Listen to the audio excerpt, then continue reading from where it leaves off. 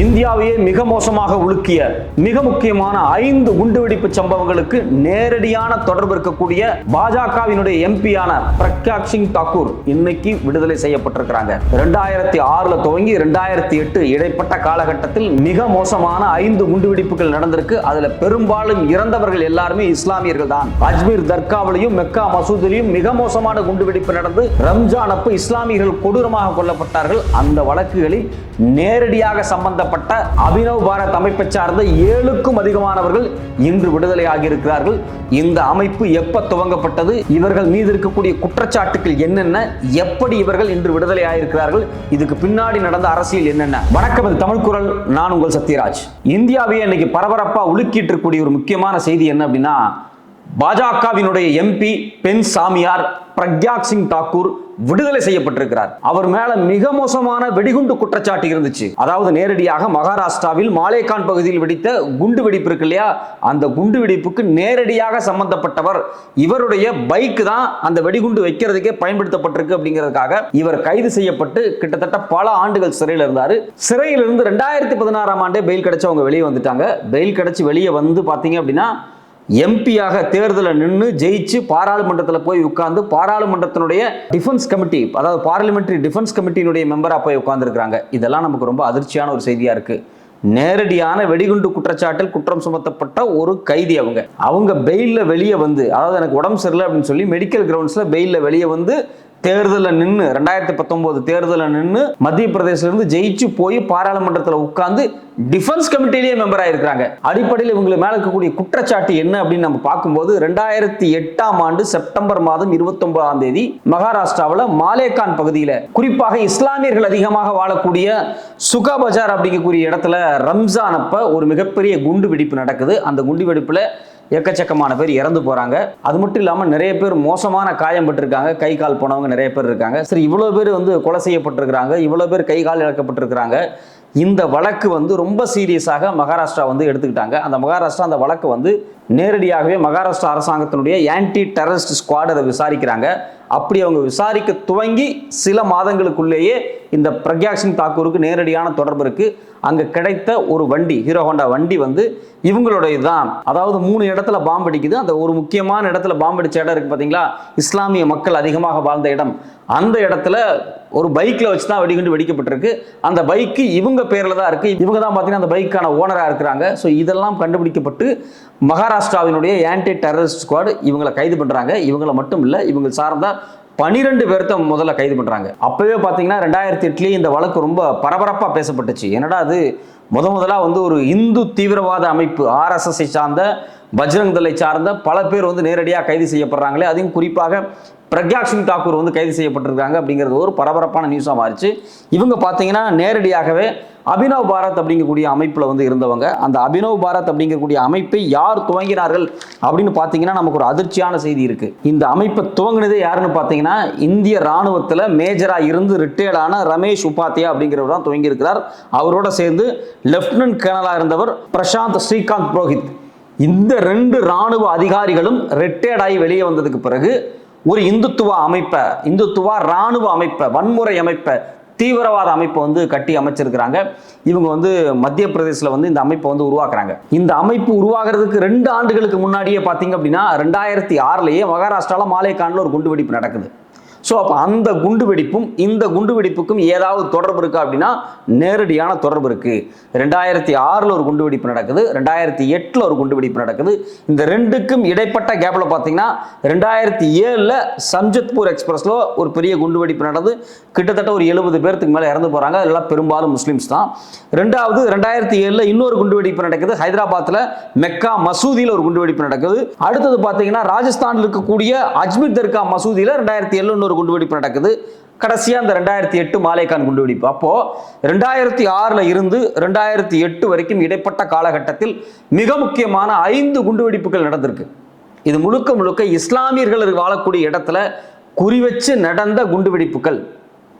இந்த குண்டுவெடிப்புகளில் யாரெல்லாம் தொடர்புடையவங்க அப்படின்னு சொல்லி ஆன்டி டெரரிஸ்ட் ஸ்குவாட் வந்து இன்வெஸ்டிகேஷனை துவங்கும் போது ஆரம்பத்தில் 2006 துவங்கும் போது என்ன நடக்குது அப்படின்னா இஸ்லாமியர்களை தேடி தேடி கைது பண்றாங்க. குறிப்பாக பார்த்தீங்கன்னா சிமி அப்படிங்கக்கூடிய அமைப்பை சார்ந்த ஆட்களை தான் தொடர்ச்சியாக கைது பண்றாங்க. அதாவது student Islamic movement of India அப்படிங்கக்கூடிய அமைப்பு தான் ஆரம்பத்தில் பார்த்தீங்க அப்படின்னா 2 முக்கியமான நபர்கள் கைது செய்யப்படுறாங்க.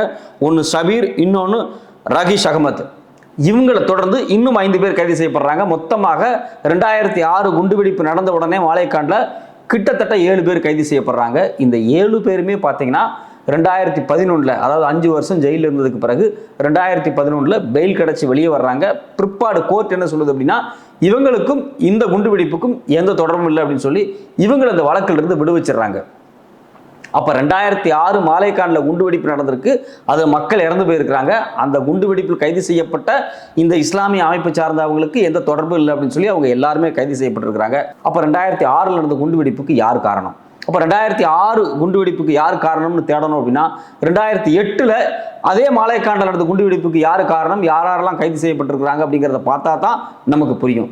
சரி, 2008 புரியணும் அப்படின்னா 2007 3 குண்டுவெடிப்புகள் நடந்திருக்கு முஸ்லிம் மசூதிகளிலும் தர்காக்களிலும். இந்த குண்டுவெடிப்புகளில் யாரெல்லாம் கைது செய்யப்பட்டிருக்கிறாங்க? இது எல்லாமே ஒட்டுமொத்தமாக இந்த அனைத்து குண்டுவெடிப்புகளிலும் நேரடியாக தொடர்புடைய அமைப்பாக இந்துத்துவ அமைப்புகளை சார்ந்த பல பேர் கைது செய்யப்பட்டிருக்கிறாங்க. அதில் ஹைலைட்டே என்னன்னா 2008 குண்டுவெடிப்புல இவங்க எல்லாரும் மொத்தமாக மாட்டுறாங்க. சரி, இந்த இந்துத்துவ அமைப்பை சார்ந்தவங்க தான் அந்த குண்டுவெடிப்புக்கெல்லாம் அடிப்படையில் காரணமா? இதெல்லாம் எப்படி வந்து கண்டுபிடிக்கப்பட்டது அப்படிங்கும்போது இதுக்கு ஒரு மிக முக்கியமான க்ளூ எங்கே கிடைக்குதுன்னா 2006 வருஷம் ஏப்ரல் மாதமே மகாராஷ்டிராவில் நந்தித் அப்படிங்கக்கூடிய பகுதியில் ஒரு வீட்டில் திடீர்னு வெடி விபத்து நடக்குது. ஏன்டா இவ்வளோ பெரிய வெடி விபத்து நடந்திருக்கு அப்படின்னு சொல்லி போலீஸ் அந்த இடத்துல போய் இன்வெஸ்டிகேட் பண்ணி பார்க்கும்போது அங்கே நிறைய பட்டாசு கொண்டு வந்து வச்சுருந்தாங்க, 1 லட்சம் ரூபாய்க்கு மேலே, அதுதான் வெடிச்சிருச்சு அப்படின்னு சொல்லி அதில் பாதிக்கப்பட்டு கைகால் போனால் ஒரு 4-5 பேர் வந்து சொல்லியிருக்கிறாங்க. அவங்கெல்லாம் வந்து அந்த குண்டு வெடிப்பு அங்கே ஒரு வெடி விபத்து நடந்துச்சு பார்த்தீங்களா, அதில் 2 பேர் இறந்து போயிடுறாங்க, 4 பேர் வந்து காயப்படுறாங்க. அந்த காயம்பட்டவங்க முதல்ல சொல்கிற விஷயம் அங்கே பட்டாசு இருந்துச்சு அப்படின்னு. ஆனால் அங்கே பட்டாசை கொண்டு வந்து வைக்கிறதுக்கு லைசன்ஸும் வாங்கலை. எதுக்கு பட்டாசை கொண்டு வந்திருக்காங்க அப்படிங்கிறதுக்கான உரிய காரணமே இல்லை. கடைசியில் என்ன நடந்துச்சு அப்படின்னா அங்கே பட்டாசே கிடையாது, அங்கே வெடிகுண்டு தயாரிச்சுக்கிட்டு இருந்திருக்காங்க, அது வெடிச்சிருச்சு அப்படிங்கிறது பிற்பாடு போலீஸ் கண்டுபிடிக்கிறாங்க. இந்த வெடிகுண்டு தயாரிப்பு நடக்கும்போது நடந்த விபத்தில் இறந்து போன 2 பேர், ஒருத்தர் நரேஷ், அவர் RSS காரர், இன்னொன்று ஹிமான்ஷு. இவங்க 2 பேர் தான் அது இறந்து போறாங்க. அதுல இந்த நரேஷ் யாருடைய மகன் அப்படின்னா லக்ஷ்மண் குந்தாத்தியா அப்படிங்கக்கூடிய ஒரு PWD என்ஜினியருடைய மகன். அவங்க வீட்டில் தான் குண்டு தயாரிக்கப்பட்டிருக்கு. மிகப்பெரிய வெடி விபத்து நடந்து அந்த வீடே வந்து செதஞ்சு போச்சு. இவங்க 2 பேர் இறந்துட்டாங்க. அது மட்டும் இல்லாமல் 4 பேர் கைது செய்யப்பட்டாங்க. அது யார் அப்படின்னா மரோத்தி கேஷவ், யோகேஷ் தேஷ்பாண்டே, குருதச் ஜெய்ராம், ராகுல் மனோகர் பாண்டே. இந்த ராகுல் மனோகர் பாண்டே அப்படிங்கிறவன் இதுவரைக்கும் இவன் எங்க இருக்கிறானே கண்டுபிடிக்க முடியல, ஆள் எஸ்கேப். ஸோ அப்போ இந்த 4 பேர் காயம்படுறாங்க. காயம்பட்டதில் ஒருத்தர் அப்ஸ்காண்ட் ஆயிடுறான், இன்னைக்கு வரைக்கும் கண்டுபிடிக்கவே முடியல. இந்த 3 பேர் இருக்காங்க பார்த்தீங்களா, இந்த 3 பேரும் முதல்ல போலீஸ்ட்டு சொல்லும்போது பட்டாசு வச்சிருந்தா வெடிச்சிருச்சுன்னு சொன்னாங்க. கடைசியில் போலீஸ் இன்வெஸ்டிகேட் பண்ணி என்ன கண்டுபிடிக்கிறாங்க அப்படின்னா இல்லை இவங்க வெடிகுண்டு தயாரிச்சிருக்கிறாங்க, இவங்களுக்கு ஒரு பெரிய டீமே துணையாக இருந்திருக்கு அப்படிங்கிறத கண்டுபிடிக்கிறாங்க. அது மட்டும் இல்லாமல் 2003 2004 இந்த இன்சிடென்ட் 2006 நடக்குது. அதுக்கு முன்னாடியே பார்த்தீங்கன்னா கிட்டத்தட்ட 10 இன்சிடென்ட் இஸ்லாமியர்கள் வாழக்கூடிய இடத்துல சிறிய சிறிய குண்டுகளை வச்சது, அவங்கள தாக்குனது, வன்முறை பிரச்சாரங்களூடாக மிகப்பெரிய வன்முறை உருவாக்குனதுன்னு கிட்டத்தட்ட 10 இன்சிடென்ட்ல நேரடியாக ஈடுபட்டவர்கள் இந்த குழுவை சார்ந்தவர்கள். குறிப்பாக அதுல பார்த்தீங்கன்னா இந்த இறந்து போன ஹிமான்சு பன்சி, அதாவது மரோத்தி கேஷவாக், இவங்க 2 பேர் தான் பார்த்தீங்க அப்படின்னா இதுல முக்கியமான புள்ளிகளா இருக்கிறாங்க. இந்த 2 பேருமே RSSக்கு சொந்தமான போன்சாலா மிலிட்டரி ஸ்கூல், அதாவது ராணுவ பள்ளியில பயிற்சி பெற்றவங்க, 40 நாள் கோர்ஸ் படிச்சவங்க. இந்த போன்சாலா பள்ளி அப்படிங்கிறது இந்திய சுதந்திரத்துக்கு முன்னாடியே உருவாக்கப்பட்டது. இது எதுக்காக முழுக்க முழுக்க உருவாக்கப்பட்டுச்சு அப்படின்னா இங்க இருக்கக்கூடிய இஸ்லாமியர்களுக்கு நேர் எதிராக ஒரு வன்முறை குழுவை இத்தாலியில எப்படி முசோலினி உருவாக்கினாரோ அது மாதிரியான ஒரு இராணுவ குழுவை உருவாக்குறதுக்காகவே உருவாக்கப்பட்ட பள்ளி, மூஞ்சேவால உருவாக்கப்பட்ட ஸ்கூல், அங்க இருந்து வந்தவங்க அப்படிங்கிறாங்க. அப்போ 2006 குண்டுவெடிப்புக்கு முன்னாடியே RSS சார்ந்த ஒரு குழுக்கள் பாம் தயாரித்து மொத்தமாக அவங்க மாட்டிக்கிறாங்க. இந்த செய்தியை நாம 2006 குண்டுவெடிப்போட பொருத்தி பார்க்கணும். 2006 குண்டு வெடிச்ச உடனே இஸ்லாமியர்கள் கைது செய்யப்படுறாங்க. பிற்பாடு அவங்க மேல வந்து எந்த வழக்குமே இல்லைன்னு சொல்லி அவங்க விடுதலை செய்யப்படுறாங்க. அதுக்கு பிறகு 2007 3 குண்டுவெடிப்புகள் நடக்குது மசூதிகள்லையும் தர்காக்கள்லையும்.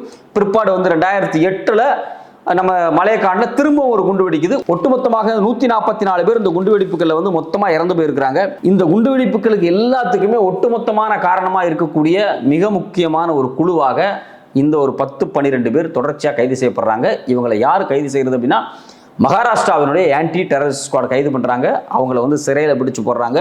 அவங்க வழக்கு மகாராஷ்டிரா சிறப்பு நீதிமன்றம் செய்கிறாங்க. இப்படி விசாரணை நடந்துட்டு இருக்கக்கூடிய இந்த காலகட்டத்தில் 2013 இந்த வழக்கு நேரடியாக என்ஐஏ கை மாற்றப்படுது. அதாவது என்ஐஏ இந்த வழக்கை வந்து தான் கையில் எடுத்து விசாரிக்க ஆரம்பிக்கிறாங்க. என்ஐஏவினுடைய விசாரணை துவங்கின உடனே முதல்ல 4 பேர்த்த கைது பண்ணுறாங்க. அவங்க 4 பேருமே பார்த்தீங்கன்னா அபினவ் பாரத் அப்படிங்கக்கூடிய அமைப்பை சார்ந்தவங்க. லோகேஷ் சர்மா, தன் சிங், மனோகர் சிங், ராஜேந்தர் சௌத்ரி, இந்த 4 பேர்த்தையும் கைது பண்ணுறாங்க. இவங்க பல விஷயங்களை வந்து போலீஸ்ட்ட வந்து கன்ஃபியூஸ் பண்றாங்க. அப்ப இந்த வழக்கு நேரடியாகவே என்ஐஏ கைக்கு வரும்போது கிட்டத்தட்ட 12க்கும் அதிகமானவர்கள் இந்த வெடிகுண்டு வெடிப்புல வந்து சம்பந்தப்பட்டிருக்காங்க அப்படின்னு சொல்லி விசாரணை ரொம்ப தீவிரமாக நடக்குது. குறிப்பாக சொல்ல போனா மகாராஷ்டிராவினுடைய சிறப்பு நீதிமன்றம் இந்த வழக்கு வந்து விசாரிச்சுட்டு வர்றாங்க. பல்வேறு இடையூறுகள் இதுல இருந்துச்சு. 2014 மோடி அரசாங்கம் வந்ததுக்கு பிறகு எக்கச்சக்கமான குளறுபடிகள் நடந்துச்சு. 2014க்கு முன்னாடி இந்த வழக்கில் நேரடியாக சம்பந்தப்பட்ட நிறைய பேர் போலீஸ்ட வாக்குமூலங்களா கொடுக்கும்போது, ஆமா நாங்க இந்த வெடிகுண்டு விபத்துல வந்து நேரடியாக சம்பந்தப்பட்டிருக்கோம், நாங்க தான் வச்சோம் அப்படின்னு சொல்லி கன்ஃபஸ் பண்ணிக்கிட்டாங்க. அவங்களே வந்து உண்மையை ஒத்துக்கிட்டாங்க. அதுல குறிப்பா பாத்தீங்கன்னா சாமியார் ஆசிமானந்தா 2007 சம்சௌதா ரயில் எக்ஸ்பிரஸ் விபத்து இருக்கு பாத்தீங்களா, அதுல நேரடியாக தனக்கு சம்பந்தம் இருந்தது. RSS தலைவருக்கே இது தெரியும் அப்படின்னு சொல்லி அவர் வந்து ஒப்புதல் வாக்குமூலம் கொடுத்தாரு. கேரவன் பத்திரிகை வீடியோ ஆதாரங்களோடு அவர் சொன்னதை இன்று வரையும் பதிவு பண்ணி பத்திரமா வச்சிருக்காங்க. அது மட்டும் இல்லாம அதே RSS அமைப்பை சார்ந்த இன்னொரு முக்கியமான நபர் யஷ்வந்த் சிண்டே, இவரும் கேரவன் பத்திரிகைக்கு அக்டோபர் 22 அதாவது 2022 இன்டர்வியூ கொடுத்திருக்காரு. அதுலயும் ரொம்ப தெளிவா சொல்லியிருக்கிறாரு, இந்த வெடிகுண்டு விபத்துக்கும் பிரகாஷ் சிங் தாக்கூருக்கும், அது மட்டும் இல்லாம அபினவ் பாரத் அமைப்புக்கும் RSS இருக்கக்கூடிய மாணவர் அமைப்புகளுக்கும் என்ன தொடர்பு அப்படிங்கிறது குறித்து மிக விரிவாகவே அவங்க பேசியிருக்காங்க. அது மட்டும் இல்லாம 2006 நடந்த வெடி விபத்து, அதாவது வந்து பாம் தயாரிக்கும் போது நடந்த வெடி விபத்து, அதுல வந்து முன்னாள் ராணுவ அதிகாரிகளுடைய உதவி எல்லாம் என்னென்ன இருந்துச்சு, எல்லா விஷயமே வந்து டீட்டெயிலாக அவரோட இன்டர்வியூல சொல்லியிருக்காரு. இவ்வளவு ஆதாரங்கள் இருந்தும் என்ஐஏ இதை தீவிரமாக விசாரணை செய்தும் கடைசியில் இந்த வழக்கு எங்க வந்து நின்றுருக்கு அப்படின்னா, 2008 மாலைக்கான் குண்டுவெடிப்புல பயன்படுத்தப்பட்ட வாகனம், அதாவது இந்த பைக் இருக்கு பாத்தீங்களா, இந்த பைக்கு பிரக்யாக் சிங் தாக்கூருக்கு சொந்தமானது கிடையாது. அந்த பைக் 2 ஆண்டுகளுக்கு முன்னாடியே அவங்க வித்துட்டாங்க. அது மட்டும் இல்லாம அவங்க ஒரு துறவி. இந்த குண்டுவெடிப்பு நடக்கிறதுக்கு முன்னாடியே அவங்க துறவி ஆயிட்டாங்க, அவங்க சாமியார் ஆயிட்டாங்க. அவங்களை எப்படி நம்ம வந்து இது அக்யூஸ் பண்ண முடியும் அப்படிங்கிற மாதிரியான தீர்ப்புகளில் கோட் பண்ணி இன்னைக்கு அவங்களோட சேர்த்து கிட்டத்தட்ட 7 பேரை விடுதலை பண்ணியிருக்கிறாங்க. இதில் 2 முன்னாள் ராணுவ அதிகாரிகள், ஒருத்தர் மேஜர் ரமேஷ் உபாத்யா, இன்னொருத்தர் லெப்டினன்ட் கர்னல் பிரசாத் புரோஹித். இவர் தான் வந்து பார்த்தீங்க அப்படின்னா காஷ்மீரில் இருக்கும்போது RDXை வந்து வாங்கி கொண்டு வந்து இந்த குழுவுக்கு கொடுத்ததாக இவர் மேலே குற்றச்சாட்டுகள் இருந்துச்சு. அது மட்டும் இல்லாமல் அஜய் ரஹீர்கர், ஷமீர் குல்கர்னி, சுதாகர் தர்திவேதி, இது மாதிரி 7 பேர்த்தையும் வந்து இன்னைக்கு வந்து போதிய சாட்சியங்களே இல்லை அப்படின்னு சொல்லி விடுதலை பண்ணியிருக்கிறாங்க. நமக்கு வரக்கூடிய அடிப்படையான ஒரு கேள்வி என்ன அப்படின்னா, இவங்க மேலே போதிய ஆதாரம் இல்லை அப்படின்னு விடுதலை செய்யப்பட்டிருக்கிறீங்களே, அப்போ 2006 குண்டுவெடிப்பை யார் செய்தது, 2008 குண்டுவெடிப்பை யார் செய்தது, சம்ஜத்புரா எக்ஸ்பிரஸில் யார் குண்டுவெடிப்பு நடந்துச்சு, அஜ்மீர் தர்காவில் யார் குண்டு வச்சாங்க, அது மட்டும் இல்லாமல் மாலைக்காண்டில் யார் குண்டு வச்சாங்க, இது இல்லாமல் மெக்கா மஸ்ஜிதில் யார் குண்டு வச்சாங்க, இந்த ஒரு அடிப்படையான ஒரு கேள்வி வருது. இதனை நேரடியாக தொடர்புடையவங்க யார் யார்? இப்போ வந்து பார்த்தீங்கன்னா மெக்கா மசூதி குண்டுவெடிப்பில் இன்னைக்கு வரைக்கும் RSS காரங்களுக்கு 4 பேர்த்துக்கு ஆயுள் தண்டனை இருக்குது. அவங்கள வந்து கோர்ட் அரெஸ்ட் பண்ணி இன்னைக்கு வரைக்கும் ஜெயிலில் போட்டு வச்சிருக்கு. ஸோ அப்போ இவங்க எல்லாருமே ஒரே டீமாக இருந்து செயல்பட்டு இருக்கிறாங்க. இந்த அம்மா, அதாவது பிரகாஷ் சிங் தாக்கூர், இவங்களுக்கு மட்டும் 2016 பெயில் கிடைக்குது. இந்த என்ஐஏ தான் அவங்களுக்கு வந்து மெடிக்கல் கிரவுண்ட்ஸில் பெயில் கொடுக்க சொல்லுது. அதன் அடிப்படையில் அவருக்கு பெயில் கிடைக்குது. அவங்க வெளியே வர்றாங்க, வந்து தேர்தலில் நிற்கிறாங்க, ரொம்ப வன்முறையான வசனங்களை பேசுறாங்க. பாராளுமன்றத்திலேயே நாதுராம் கோட்சே ஒரு தேசபக்தர் அப்படின்னு எல்லாம் பேசி மிகப்பெரிய கான்ட்ரவர்சியெல்லாம் உருவாச்சு. ஏன் இந்த அம்மா நாதுராம் கோட்சேவை பற்றி இவ்வளோ புகழ்ந்து பேசுகிறாங்க அப்படின்னா, இவங்க அங்கே மதிச்ச அந்த அபினவ் பாரத்ங்கிற அமைப்பு இருக்குது பார்த்தீங்களா, இந்த அமைப்பு அடிப்படையில் சாவர்கர் 1904 உருவாக்கப்பட்ட அபினவ் பாரத் சொசைட்டி அமைப்பினுடைய ஒரு தொடர்ச்சி. சாவர்கர் இந்த அமைப்பு அப்பவே தொடங்குறாரு, பல கொலைகளை செய்கிறார் சாவர்கர். நேரடியாகவே அவர் வந்து பிரிட்டிஷ் அதிகாரிகளை வந்து இந்த அமைப்பை பயன்படுத்தி அவர் சில கொலைகளில் வந்து ஈடுபடுறாரு. அதுக்காக கைது செய்யப்படுறாரு. பிற்பாடு மன்னிப்பு கடிதம் கொடுத்து 11 வருஷம் ஜெயிலிருந்து வெளியெல்லாம் வர்றாரு. ஸோ அப்போ இந்த அபினவ் பாரத் சொசைட்டி அப்படிங்கக்கூடிய பேரை திரும்பவும் 2008 இந்த வெடி விபத்துகளுக்காகவே இந்த அபினவ் பாரத் அமைப்பு வந்து உருவாக்கப்படுது.